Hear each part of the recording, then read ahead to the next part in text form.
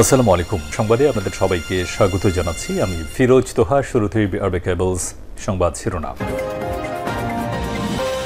জানিয়ে দেব এই মুহূর্তে হাতে পাওয়া সর্বশেষ গুরুত্বপূর্ণ আপডেট বাংলা সংবাদ। শুরুতেই থাকছে চট্টগ্রাম নয় বাংলাদেশের 1 ইঞ্চি মাটিও কাউকে দখল করতে দেওয়া হবে না। ভারতের একটি মিডিয়ায় চট্টগ্রামকে ভারতের অংশে যুক্ত করবার বিষয়ে এক সাংবাদিকের উপস্থাপন প্রসঙ্গে বাংলাদেশ জামায়াতে ইসলামীর কেন্দ্রীয় কর্মী পরিষদের সদস্য ও ঢাকা মহানগরী দক্ষিণের সেক্রেটারি ড. শফিকুল ইসলাম মাসুদ বলেছেন, চট্টগ্রাম নয় বাংলাদেশের 1 ইঞ্চি মাটিও কাউকে দখল করতে দেওয়া হবে না। এবারে জানাবো, আওয়ামী লীগের দুপক্ষের সংঘর্ষ দেখতে গিয়ে বিএনপির 5 সমর্থক আহত। স্থানীয় আধিপত্য বিস্তার নিয়ে মাদারীপুরের কালকিনি উপজেলার এনায়েতনগর এলাকায় আওয়ামী লীগের দু গ্রুপের সমর্থকদের মধ্যে সংঘর্ষের ঘটনা ঘটে। এ সময় দফায় দফায় ককটেল বিস্ফোরণ হয়। এ ঘটনা দেখতে গিয়ে বিএনপির 5 সমর্থক ককটেল হামলায় গুরুতর আহত হয়েছেন। জানাবো, দ্বিতীয়বার অর্জিত স্বাধীনতা নিয়ে সিনেমিনি খেলতে দেওয়া যায় না ইউট্যাব। বিশ্ববিদ্যালয় শিক্ষকদের সংগঠন ইউট্যাবের প্রেসিডেন্ট অধ্যাপক ড. এবিএম ওবায়দুল ইসলাম এবং মহাসচিব অধ্যাপক ড. মোর্শেদ হাসান খান বলেছেন, ছাত্র জনতার আন্দোলনের ফসল হিসেবে বাংলাদেশ দ্বিতীয়বারের মতো স্বাধীনতা অর্জন করেছে, কিন্তু দ্বিতীয়বার অর্জিত স্বাধীনতা নিয়ে সিনেমিনি খেলতে দেওয়া যায় না। জানিয়ে দেব, সুষ্ঠু নির্বাচন আয়োজন করাই অন্তর্বর্তী সরকারের প্রধান দায়িত্ব। বিএনপির স্থায়ী কমিটির সদস্য ড. আব্দুল মঈন খান বলেছেন, ভোটের অধিকার ফিরিয়ে আনতে দেশের মানুষকে প্রস্তুত করেছেন বিএনপির ভারপ্রাপ্ত চেয়ারম্যান তারেক রহমান। সংগ্রামে তাদের সঠিক পথে পরিচালনা করেছেন। আগামীতে এই অন্তর্বর্তীকালীন সরকার একটি সুষ্ঠু ও নিরপেক্ষ নির্বাচন দেবে, সেটা তাদের প্রধান দায়িত্ব। সেই নির্বাচনে দেশের গণতন্ত্র পুনঃপ্রতিষ্ঠা হবে। এদিকে মুক্তিযুদ্ধ নিয়ে নিজেদের অবস্থান পরিষ্কার করলেন জামায়াতের আমির। জামায়াতে ইসলামীর আমির ডা. শফিকুর রহমান বলেছেন, আমাদের দল মুক্তিযুদ্ধের বিরুদ্ধে ছিল না, তবে ভারতের সহযোগিতায় স্বাধীনতার সুফল না পাওয়ার শঙ্কা ছিল। সম্প্রতি একটি বেসরকারি টেলিভিশন চ্যানেলে দেওয়া সাক্ষাৎকারে এমনটাই বলেছেন তিনি। এবং সর্বশেষ জানাবো আন্তর্জাতিক সংবাদ। প্যারিসেও সংঘর্ষে জড়ালো ইসরায়েলি ফুটবল সমর্থকরা। প্যারিসের স্টেড দ্য ফ্রান্স স্টেডিয়ামে ইউরোপীয় নেশনস লিগের একটি ফুটবল ম্যাচ চলাকালে ইসরায়েলি ফুটবল ভক্তদের সঙ্গে ফ্রান্সের সমর্থকদের সংঘর্ষের ঘটনা ঘটেছে। ইসরায়েলি সমর্থকদের বিরুদ্ধে আগে থেকেই নেদারল্যান্ডসে এন্টি-আরব স্লোগান দেবার অভিযোগ ছিল। প্যারিসে বৃহস্পতিবার অনুষ্ঠিত ম্যাচের শুরুতে স্টেডিয়ামে ইসরায়েলের জাতীয় সঙ্গীত বাজানোর সময় তা দর্শকদের একটি অংশ থেকে দোধ্বনি এবং শীষের আওয়াজে চাপা পড়ে যায়। আর খেলার সময় ইসরায়েলি খেলোয়াড়দের পায়ে বল আসতেই তাদের বিরুদ্ধে দোধ্বনি শোনা যায়। এ নিয়ে স্টেডিয়ামে ইসরায়েলি সমর্থকদের মধ্যে উত্তেজনা চরমে পৌঁছায় এবং হাতাহাতির ঘটনা ঘটে। এতক্ষণ শিরোনাম শুনছিলেন, এবার বিস্তারিত। প্রিয় দর্শক, আপনি যদি এই চ্যানেলে নতুন হয়ে থাকেন, ভিডিওটি দেখতে দেখতে চ্যানেলটি সাবস্ক্রাইব করে আমাদের সঙ্গে থাকুন। আর এই ভিডিও সম্পর্কে আপনি আপনার মূল্যবান মতামতটি কমেন্ট বক্সে জানিয়ে দিন। আর হ্যাঁ প্রিয় দর্শক, জানিয়ে দিন ভিডিওটি কোথা থেকে দেখছেন। চট্টগ্রাম নয় বাংলাদেশের 1 ইঞ্চি মাটিও কাউকে দখল করতে দেওয়া হবে না।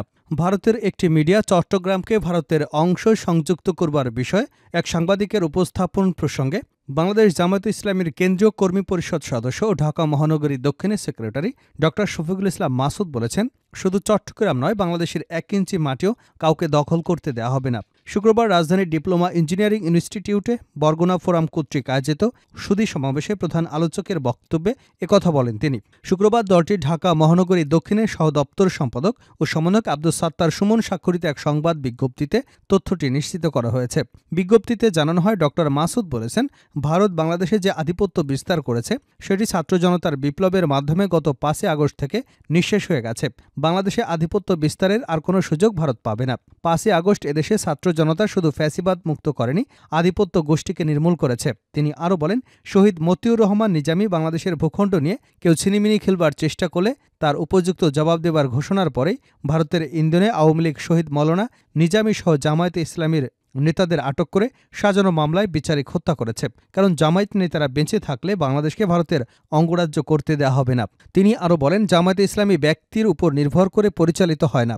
জামায়াতে ইসলামী নেতৃত্ব দেওয়ার মতো অসংখ্য নেতা রয়েছে। আওয়ামী লীগ একজনকে আটক করলে আরেকজন দায়িত্ব নিতে একদিনও দেরি হয়নি। ফলে জামায়াতে ইসলামী নিঃশেষ করা যায়নি। যারা আল্লাহর দিন কায়েমের আন্দোলন করে তাদের দুনিয়া থেকে কখনো নিঃশেষ করতে পারবে না কেউ। ডক্টর শফিকুল ইসলাম মাসুদ বলেন, যারা দেশের জন্য উন্নয়ন করে তারা ক্ষমতা ছেড়ে দেশ থেকে পালিয়ে যায় না। শেখ হাসিনা এদেশে যতটা না উন্নয়ন করেছে তার চেয়ে বেশি উন্নয়ন করেছে নিজের পরিবার ও দলের। শেখ হাসিনা নিজে প্রকাশ্যে বলেছেন, ভারতকে আমি যা দিয়েছি ভারত কখনো তা ভুলতে পারবে না। এজন্যই শেখ হাসিনা ক্ষমতা ছেড়ে ভারতে পালিয়েছেন। তিনি যাদের পাকিস্তানে চলে যেতে বলেছেন তারা কেউ পাকিস্তানে যায়নি, কিন্তু তিনি ঠিকই হিন্দুস্তান চলে গেছেন। পাশাপাশি তিনি বলেন, আওয়ামী লীগের রাজনৈতিক দৌড় ভারতে, সেজন্যই তারা বাংলাদেশের চেয়ে ভারতের কল্যাণে বেশি কাজ করে এবং করেছে। এজন্যই জনগণ তাদের ভারতে পাঠিয়ে দিয়েছে। এবার ছাত্র জনতার প্রত্যাশিত বাংলাদেশ গঠন করতে হবে। আওয়ামী লীগের দুপক্ষের সংঘর্ষ দেখতে গিয়ে বিএনপির ৫ সমর্থক আহত। স্থানীয় আধিপত্য বিস্তার নিয়ে মাদারীপুরের কালকিনি উপজেলার এনায়েতনগর এলাকায় আওয়ামী লীগের দু গ্রুপের সংঘর্ষে ঘটনা ঘটেছে। এ সময় দফায় দফায় ককটেল বিস্ফোরণ করে দুপক্ষ। এই সংঘর্ষের ঘটনা দেখতে গিয়ে সুজনসহ বিএনপির ৫ সমর্থক ককটেল হামলায় আহত হয়েছেন। আহতদের ঢাকাসহ বিভিন্ন স্থানে চিকিৎসা দেওয়া হয়। পরে বৃহস্পতিবার রাতে কালকিনি থানার পুলিশ বিশেষ অভিযান চালিয়ে ঘটনাস্থল থেকে দেশীয় অস্ত্রসহ ৮টি ককটেল উদ্ধার করে। থানা পুলিশ এবং স্থানীয় সূত্রে জানা যায়, এলাকায় আধিপত্য বিস্তারকে কেন্দ্র করে আওয়ামী লীগের সমর্থক আপাঙ্গাজি এবং মিরাজ সর্দারের পক্ষের মধ্যে দীর্ঘদিন ধরে দ্বন্দ্ব চলে আসছিল। সেই দ্বন্দ্বের জেরে বৃহস্পতিবার দুপুরে এনায়েতনগরে খালেকেরহাট বাজারে দুপক্ষের মধ্যে পাল্টাপাল্টি ককটেল হামলার ঘটনা ঘটে।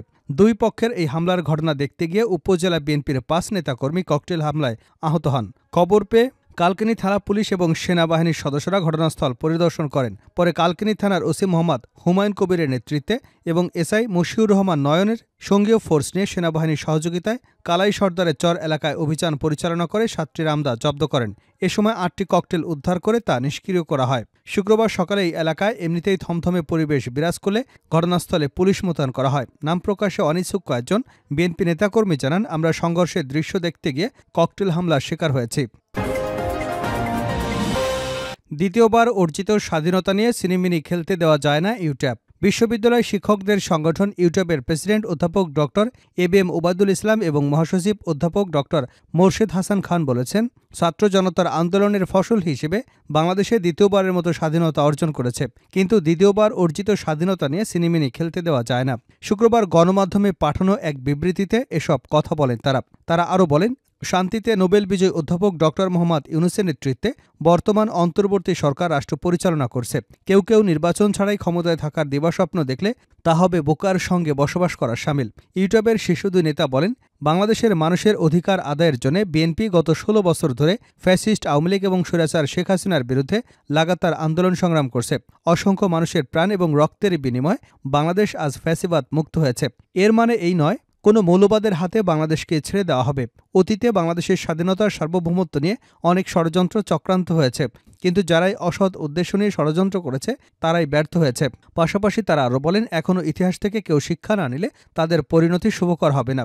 আমরা দ্ব্যর্থহীন কণ্ঠে বলবো, গণতন্ত্রের পূর্ব শর্ত হল নির্বাচন। সুতরাং কেউ কোনো কিছু করতে চাইলে নির্বাচনের প্রতিদ্বন্দ্বিতার মাধ্যমে জয়ী হয়ে সংসদে গিয়ে কথা বলুন। জনগণের ম্যান্ডেট ছাড়াই জাতিকে বিভ্রান্ত করলে তার মাসুল কিন্তু দিতে হবে। সুষ্ঠু নির্বাচন আয়োজন করাই অন্তর্বর্তী সরকারের প্রধান দায়িত্ব ডক্টর মঈন। বিএনপির স্থায়ী কমিটির সদস্য ডক্টর আব্দুল মঈন খান বলেছেন, ভোটের অধিকার ফিরিয়ে আনতে দেশের মানুষকে প্রস্তুত করেছেন বিএনপির ভারপ্রাপ্ত চেয়ারম্যান তারেক রহমান। সংগ্রামে তাদের সঠিক পথে পরিচালনা করছেন। আগামীতে এই অন্তর্বর্তীকালীন সরকার একটি সুষ্ঠু নিরপেক্ষ নির্বাচন দেবে, যেটা তাদের প্রধান দায়িত্ব। সেই নির্বাচনের মাধ্যমে দেশে গণতন্ত্র পুনরুদ্ধার প্রতিষ্ঠিত হবে। শুক্রবার রাজধানীর মিরপুরে জাতীয়তাবাদী বাউল দল কেন্দ্রীয় কমিটির উদ্যোগে জাতীয় বিপ্লব ও সংহতি দিবস উপলক্ষে এক সাংস্কৃতিক অনুষ্ঠান ও আলোচনা সভায় এসব কথা বলেন তিনি। ডক্টর মঈন খান বলেন, দেশের মানুষ ভোট দিতে চেয়েছে, তারা ৭১ সাল থেকে ভোট দিতে চেয়েছে এবং গণতন্ত্র চেয়েছিল। সেটা কি তাদের কোনো অপরাধ ছিল? সেটা কোনো অপরাধ হতে পারে না। আর দেশ স্বাধীন হয়েছিল গণতন্ত্রের জন্য। কিন্তু এই আওয়ামী লীগ ৭১ থেকে ৭৫ সালের মধ্যে দেশকে একদলীয় বাকশালে পরিণত করেছিল। শেষ করছে আন্তর্জাতিক সংবাদ দিয়ে। প্যারিসেও সংঘর্ষে জড়ালো ইসরায়েলি ফুটবল সমর্থকরা। প্যারিসের স্টেড দ্য ফ্রান্স স্টেডিয়ামে ইউরোপীয় নেশনস লিগের একটি ফুটবল ম্যাচ চলাকালে ইসরায়েলি ফুটবল ভক্তদের সঙ্গে ফ্রান্সের সমর্থকদের সংঘর্ষের ঘটনা ঘটেছে। ইসরায়েলি সমর্থকদের বিরুদ্ধে আগে থেকেই নেদারল্যান্ডসে এন্টি আরব স্লোগান দেওয়ার অভিযোগ ছিল। প্যারিসে বৃহস্পতিবার অনুষ্ঠিত ম্যাচের শুরুতে স্টেডিয়ামে ইসরায়েলের জাতীয় সঙ্গীত বাজানোর সময় তা দর্শকদের একটি অংশ থেকে দোধ্বনি এবং শীষের আওয়াজে চাপা পড়ে যায়। আর খেলার সময় ইসরায়েলি খেলোয়াড়দের পায়ে বল আসতেই তাদের বিরুদ্ধে দোধ্বনি শোনা যায়। এ নিয়ে স্টেডিয়ামে ইসরায়েলি ইসরায়েলি সমর্থকদের মধ্যে উত্তেজনা চরমে পৌঁছায় এবং হাতাহাতির ঘটনা ঘটে। এই সময় কিছু দর্শক ফিলিস্তিনের পতাকাও প্রদর্শন করেন, যদিও স্টেডিয়ামের ভেতরে তা নিষিদ্ধ ছিল।